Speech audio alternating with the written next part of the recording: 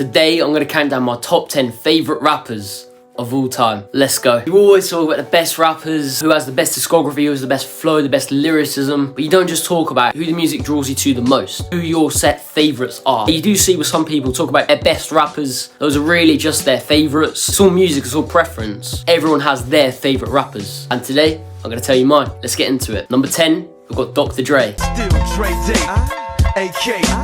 I've grown a lot, can't keep it home a lot. He's a rapper you always see either very high in a rapper list or you don't see him at all, not even in the top 50. Dr. Dre for me is the rapper that bridged the gap, bridging my gap from ordinary music to hip-hop, rap. Before I got into lyricism within rap, I really cared a lot more about the beats and the production.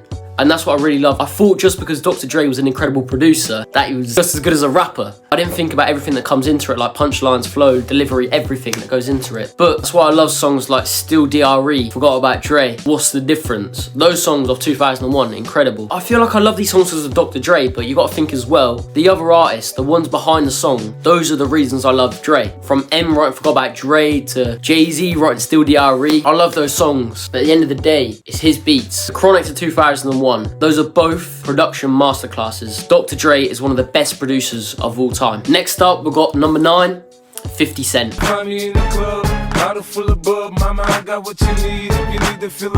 Get Rich or Die Trying is one of my favourite rap albums of all time. Half the production was Dre, half was M, and they just come together. I feel like everyone disses other rappers because they just have hits and hits and hits and hits, like 50 does on this one, but I feel like what makes 50 different is because of his image, his gangster image. Drake's zesty, 50's gangster. There's a clear contrast and divide. Plus, it's not just hits. There are hits, don't get me wrong, there's In the Clubs, there's 21 Questions, there's PIMPs, but there's also Many Men, one of the best stories told in rap. Moving on, we've got number 8, Shinoda. I don't know why, it doesn't even matter how hard you try. He is the rapper from Linkin Park. I grew up listening to a lot of Linkin Park, Green Day, etc. Rap isn't the originator, I'm afraid, sorry to say. This is a crazy track, to be fair. If you're talking about the best rappers, he's never getting mentioned. He's not top 100. I'm being deadly serious. He's probably the first rapper I actually properly listened to. I listened to him very much so when I was growing up. I listened to them a lot, from Hybrid Theory to Meteora. He may not be the best rapper technically speaking, but I love his performances on In the End, Faint, and overall I just love Linkin Park songs. Not just for Shinoda, for Chester Bennington too. Shinoda is one of the first rappers I listened to, meaning he deserves to be here. Moving on, we've got number 7, Lil Wayne. Baby, you gotta know that I'm just out here doing what I gotta do for me and you. I feel like with Lil Wayne, you got no facade. When he was the best, you knew about it. Mixtape to mixtape, album to album, it was so cohesive. It's not just he's writing these bar for bar, he's freestyling every single track. He doesn't write it down, and that's what makes it ever so much raw and authentic. It makes me like his music even more. Lil Wayne is one of my favorites because he's different. He doesn't need to write it down. Some missteps, but overall, he has a great catalogue. Big up Lil Wayne. Moving on, we've got number 6, J. Cole. We got a good thing.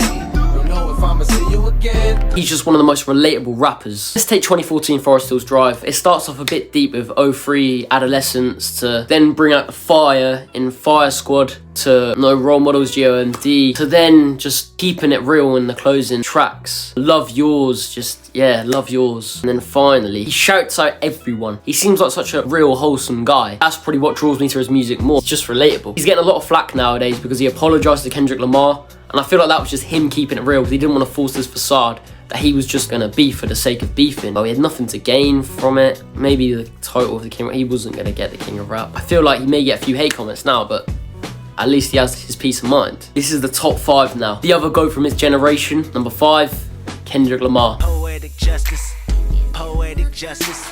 If I told you that a flower bloomed in a dark room, would you trust it? Kendrick Lamar has incredible respect for the art. Whilst other rappers tend to just be hit makers, don't really make artistic music, such as, oh, you guessed it, Drake. Kendrick makes it for the culture, I guess. I feel like he's made so many artistic feats, which are so absent of commerciality. That's what makes them so great, such as T-Pap and Mr. Morale and the Big Steppers. He's not trying to have all the hits. Well, he has a few of them. He has All the Stars, he has Humble, but lyrically, artistically, technically, he's just trying to be the best rapper, which in this current hip-hop climate, he is the best rapper. Even if Drake wins this beef by any stretch of the imagination, Kendrick's still a better rapper. Don't get it twisted. Number 4, we've got Kanye West. Run away from me, baby. Runaway. So much quality, but he got so much controversy. Probably one of the most unique rappers that we'll ever see. Whilst we've just had Kendrick, he's got one of the best discographies of any rapper. I feel like Kanye has the best discography quite easily. Go through his discography. College Dropout, top tier album.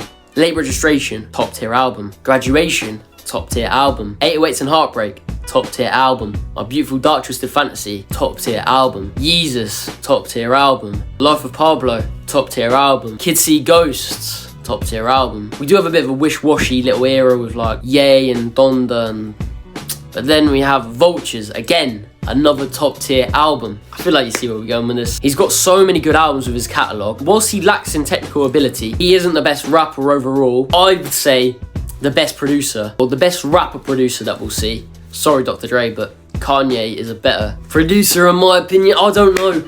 Okay, I'm not saying he's a better producer. I'm saying I prefer his beats. Let's just say that. He's got more consistent, great beats, I'd say. Because, well, Dre has the standout, like, few that I love. Kanye's got a lot that I love. Definitely one of the most influential rappers of his generation. He's done so much for hip-hop. Moving on to number 3. Jay-Z. Fuck 'em, love 'em, leave 'em, 'cause I don't fucking need 'em. Take 'em out the hood, keep 'em looking good, but I don't fucking feed 'em. He's got the hits, he's got the bars, he's got the looks. What more could you want? I feel like when people discuss Jay-Z, they only talk about his hits. From Empire State of Mind, to Fellas in Paris, to 99 Problems. Those type of people are the ones that haven't explored his discography. Let's just take a look. Look at overall of any of these albums. Reasonable Doubt, The Blueprint, or the Black Album. I'm going to take a closer look at The Blueprint. Whilst you have a good contrast of hits, Izzo, Song Cry, you have the incredible songs lyrically speaking. You Don't Know is probably one of the best Jay songs lyrically ever. You also have Heart of the City, you have Takeover, which should have took over Nas as the GOAT MC. Didn't exactly happen. Number 2, we've got the greatest lyricist of all time, Nas. Success to you, even if you wish me the opposite. Sooner or later, we'll all see who the prophet is. Nas is the embodiment of what hip-hop is really about, what rap is like. I feel like Nas in his worst day, he could still put out a great lyrical performance. Everyone talks about it, but let's talk about Illmatic. It's so lyrically there. With that track list, Nas intended to create the greatest rap album of all time. He definitely succeeded. I feel like a lot of people always say Nas made Illmatic, but not much else. The people that say that haven't heard his other work, let's take a little look at, I don't know, It Was Written. It's not on par with Illmatic, but it's on a similar level. Stillmatic 2, great album. God's Son as well, great album. He's 50 now. He's had a run at 50. I do really rate the KD and Magic trilogy. Whilst Nas may have had some misses earlier in his catalogue, I feel like the dubs he's had in recent times can make up for it, certainly. It's made him one of the most consistent with one of the greatest discographies of any rapper. He's one of the greatest rappers of all time, and certainly one of my favourites. Tell you what, I would give you some honourable mentions, but I feel like there's too many rappers that I could mention. I could mention about 10 rappers, and then there'd be about 10 more that miss out. Instead of saying honourable mentions, I'm just going to bring up the fact that Tupac, Biggie are not here. They're in everyone's top 10, but for me, they're not